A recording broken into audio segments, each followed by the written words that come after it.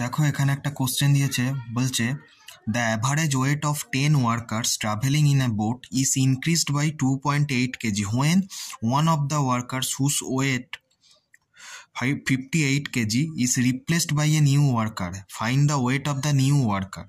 তার মানে 10জন ওয়ার্কার কি করছে, একটা বোটে ট্রাভেলিং করছে, দিয়ে কি হলো 2.8 কেজি বেড়ে গেল ওজন। কখন বাড়লো? যখন একজন ওয়ার্কারের যার ওজন 58 কেজি তার বদলে একজন নিউ ওয়ার্কার এলো। এক্ষেত্রে বলছে কি নতুন যে ওয়ার্কার এলো তার ওজন কত। এবার দেখো সিম্পল যদি কমন সেন্স লাগাও, যে নতুন ওয়ার্কার এলো তার ওজন যদি বেশি হয় তবেই তো তোমার অ্যাভারেজ ওয়েটটা বাড়বে। যদি ঠিকভাবে চিন্তা ভাবনা করো, যদি যে বেরিয়ে গেল তার তো ওজন 58 কেজি, এবার তার পরিবর্তে মানে 58-র বেশি হবে।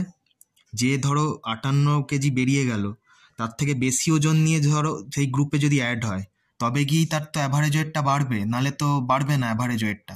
সেই জন্যই বলছে দেখো 2.8 কেজি বাড়লো। এরম ধরনের যেই অঙ্ক দেখবে কি হবে করবে, যে বেরিয়ে গেল ধরো এই 58 কেজির লোকটা বেরিয়ে গেল তার সঙ্গে যোগ করবে কি এই 10জন ওয়ার্কারের, প্রত্যেকটা ওয়ার্কারের কত কেজি করে বাড়ছে। 10জন ওয়ার্কারের 2.8 কেজি করে বাড়ছে, তার মানে কত বাড়ছে? টোটাল 28 কেজি বাড়ছে। সিম্পল এই দুটো যোগ করে দেবে। যদি দেখো এই দুটো যদি যোগ করো তাহলে কত হচ্ছে? 58 যোগ 28 কত হচ্ছে? 86 কেজি।